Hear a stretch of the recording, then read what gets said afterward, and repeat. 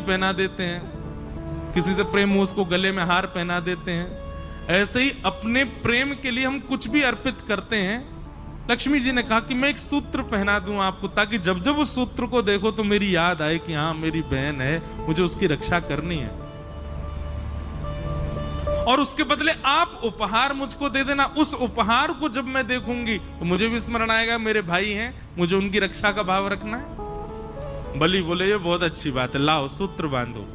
तब लक्ष्मी जी ने उनको सूत्र बांधा और सूत्र बांध करके दोनों हाथ आगे किया, भैया हमको उपहार दो।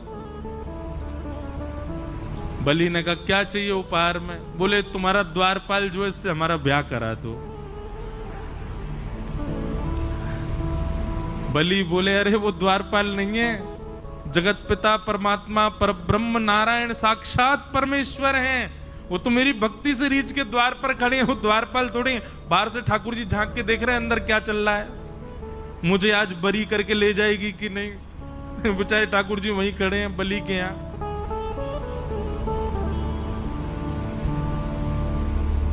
लक्ष्मी जी बोली भैया अब वही मांगा है तो वही चाहिए मुझे, आप मेरा ब्याह। अरे संभव ही नहीं है, उनका ब्याह केवल पराम्बा जगदम्बा लक्ष्मी से होता है, वो और किसी का वर्ण नहीं करते। ये कहते ही वो कन्या लक्ष्मी के रूप में प्रकट हो गई। बोले मैं लक्ष्मी ही हूं, आपने लक्ष्मी के हाथों से सूत्र धारण करवाया है, मैं आपकी सदा के लिए बहन हो गई हूं। अब कृपा करके मेरे प्राणनाथ को मुझे वापस करके और भेज दो। तब बलि ने कहा ऐसे नहीं दूंगा, आप विवाह मांगा है तो फिर मेरे ही भवन में आपका विवाह होगा, मेरे सामने।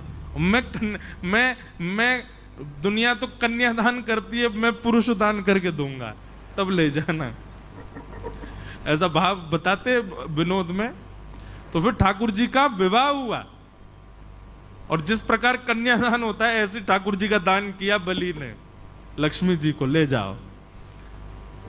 तब से ये प्रथा है कि श्रावणी के दिन ये हम लोग रक्षा सूत्र अपनी बहन से बंधवाते हैं और उसी को रक्षाबंधन का उस दिन भैया वो साक्षात लक्ष्मी हैं, उनको प्रणाम करो, उनको वंदन। सब भाई लोग ध्यान से सुनो, उनको प्रणाम करो, वंदन करो, चरण छुओ, छोटी बड़ी जो भी है। और सुनिए पैर एक हाथ से नहीं छूने चाहिए, दोनों हाथ से छुओ और हो सके तो सर रख के प्रणाम करो, लक्ष्मी स्वरूप मानो।